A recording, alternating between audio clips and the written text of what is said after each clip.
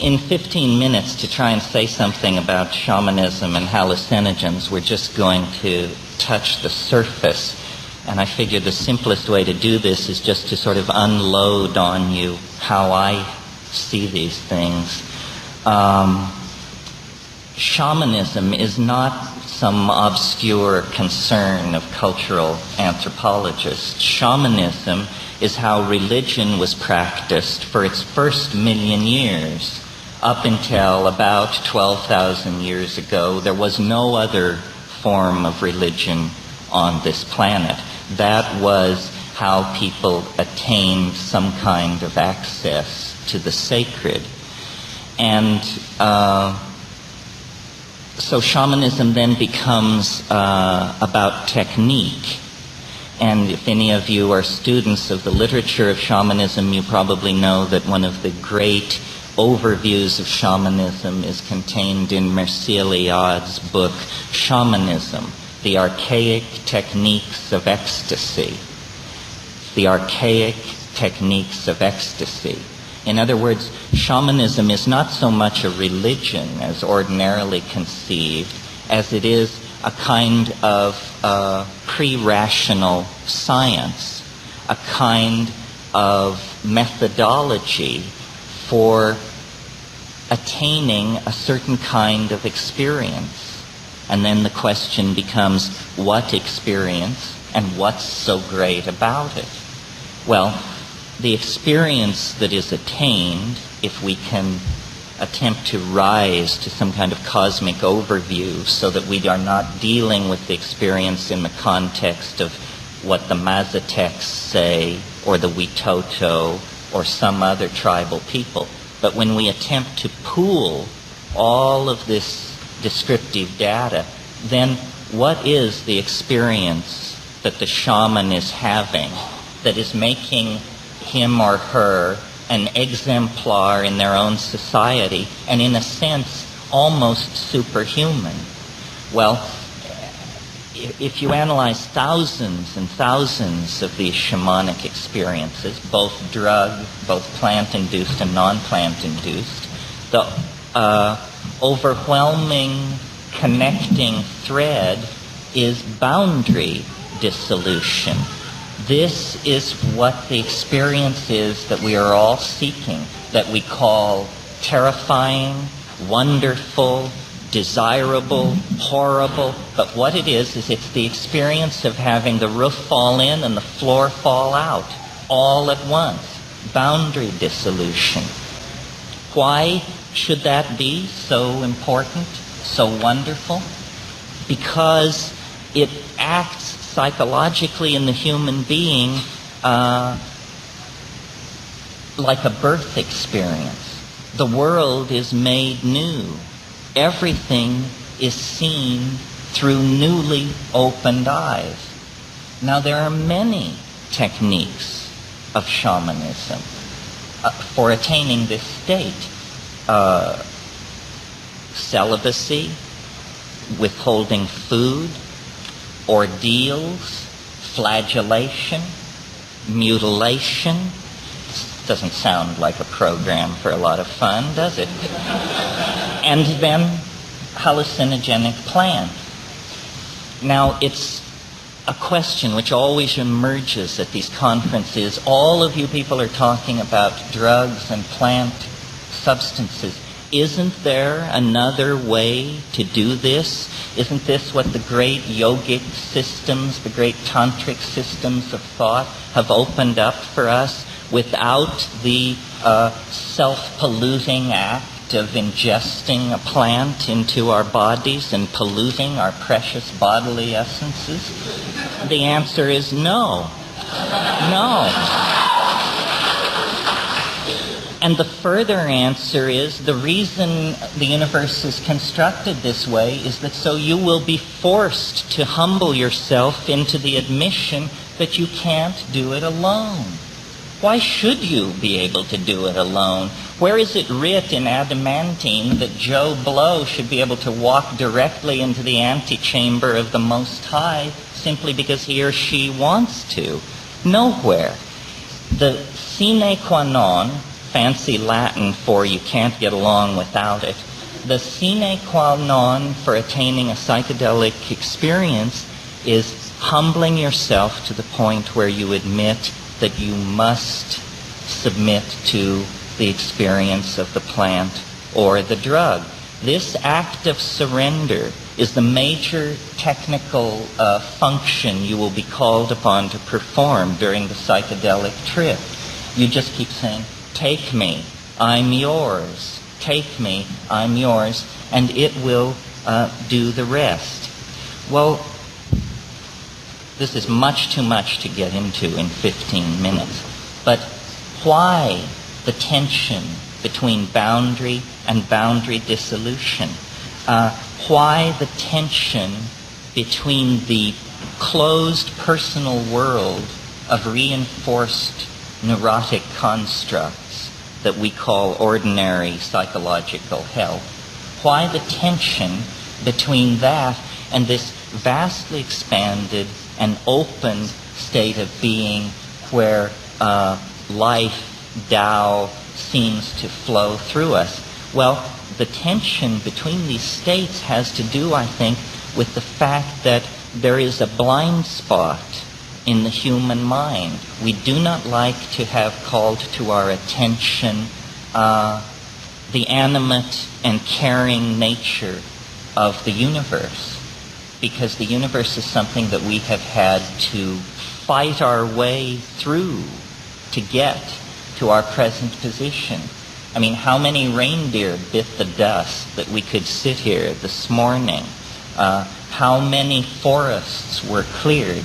You see, we have a long history of resistance and conquest to nature, and when we experience the boundary-dissolving qualities of the hallucinogen, we learn what Pogo learned. We have met the enemy, and he is us. And closing that loop then creates a dimension of moral responsibility. And this is why the shaman is a special person, because the shaman has somehow closed the loop of moral responsibility, and in so doing becomes tremendously authentic to the people in the society that is constellated around the shaman. The shaman basically is an exemplar, a model for how to be, not simply how to be in the psychedelic or the trance state, but how to be in the act of wooing, how to be in the act of hunting, child rearing, so forth. It's a kind of exemplar that bursts through cultural conditioning. Cultural conditioning is like bad software. It's over and over, it's diddled with and rewritten so that it can just run on the next attempt. But there is cultural hardware, and it's that cultural hardware, otherwise known as authentic being, that we are propelled toward by the example of the shaman and the techniques of the shaman.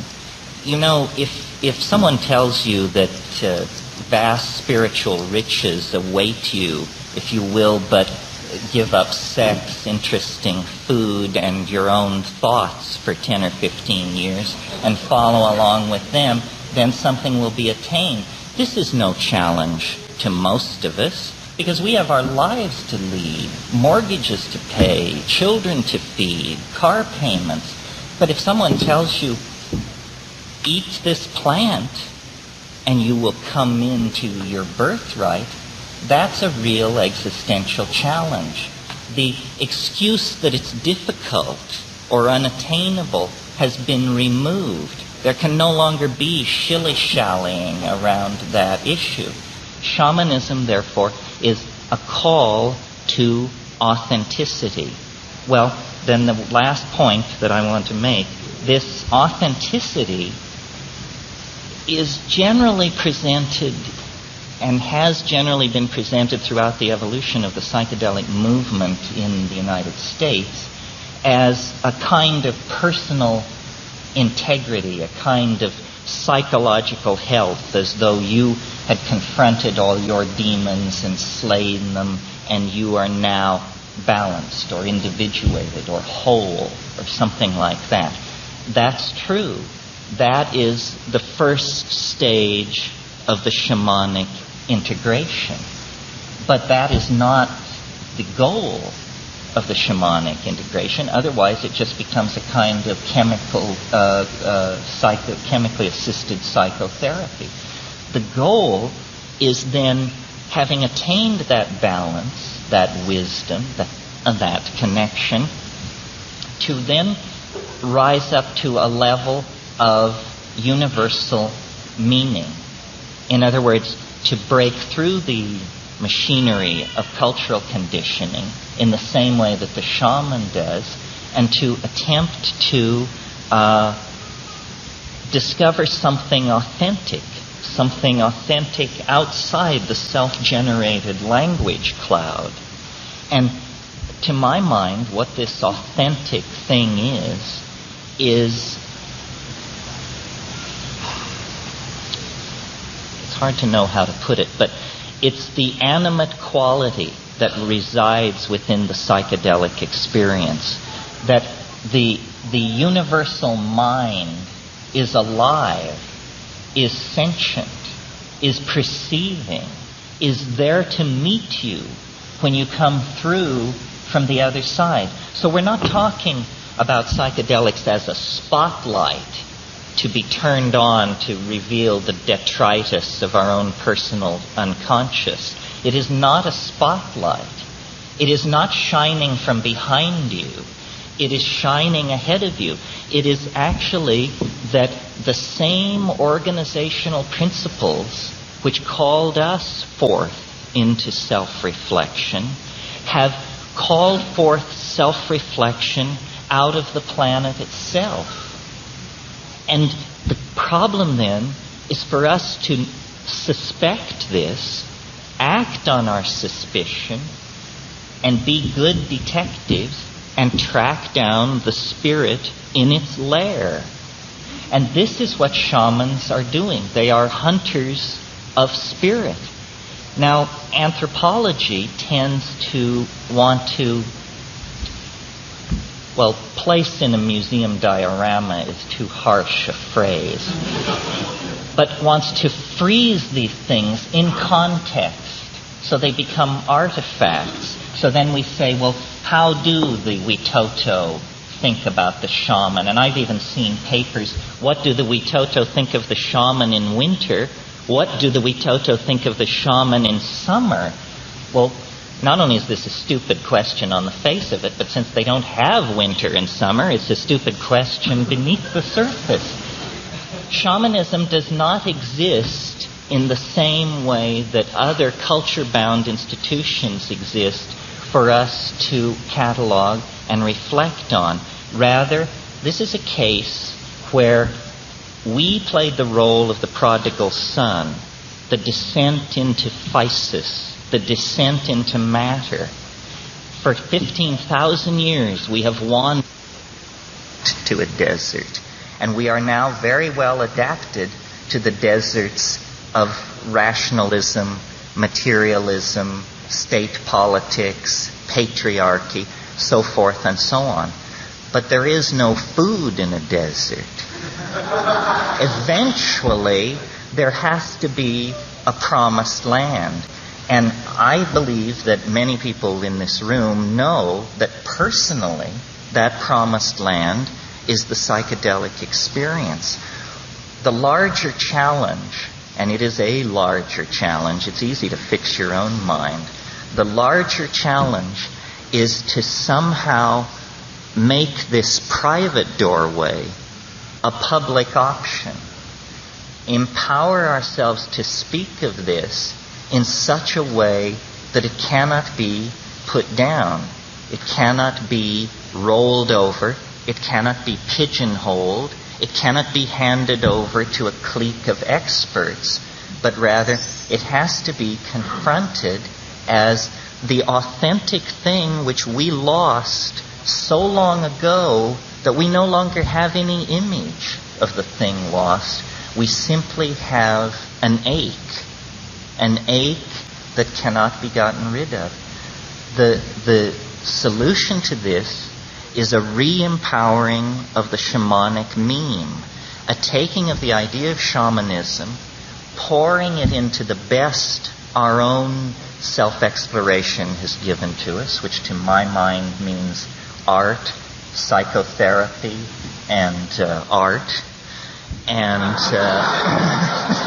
to try to empower these institutions to give back our authenticity that was lost. The cultures that possess shamanism function, the entire culture, as a shamanic model for those of us who wander in the prodigal's desert of materialism. And through the work of people like Gordon Wasson and Richard Evans Schultes, and in the 19th century Richard Spruce, the tools have been cataloged, the magical plants. And I don't believe that shamanism without hallucinogens is authentic shamanism or comfortable shamanism. Now, this is a great debate in anthropology. Merciliade on one side saying, when shamanism turns to narcotics, it has entered a decadent and final phase. The very use of the word narcotics betrays such a botanical naivete that you know you're not going to be happy with what follows. Wasson, on the other hand, said a shamanism that does not resort to hallucinogenic plants is a shamanism that has lost its roots. A shamanism that relies on ordeals, pathological personalities, and withholding of food is a shamanism that has lost a sense of its techniques and its efficacy. So the last thought I would like to leave with you is, and I hope I'm preaching to the converted, but if there's a single person in this room who doesn't know what I'm about to say, then it's worth repeating. And that is, we are not bullshitting you. This is not yoga. This is not NLP, not to knock those things. This is real. It is so real that you can take the most hardened, rational, reductionist asshole and drop him into that environment, and he will meet his maker. You know, it dissolves you. It dissolves you into a confrontation with authentic being. And this is what we are starving for. This is how we've gotten into the messes and mess that we're in. Take seriously the techniques of shamanism. Study the plants. Make real choices. And then don't diddle the dose. Once you've done your homework, go for it.